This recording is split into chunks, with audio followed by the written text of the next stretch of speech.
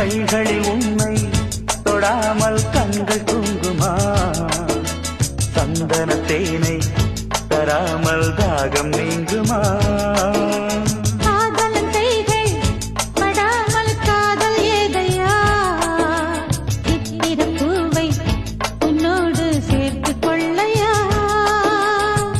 இதழ்களின் மேலே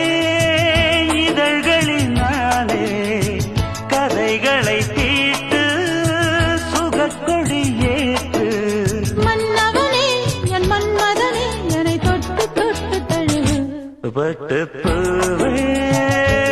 மெட்டு பாடு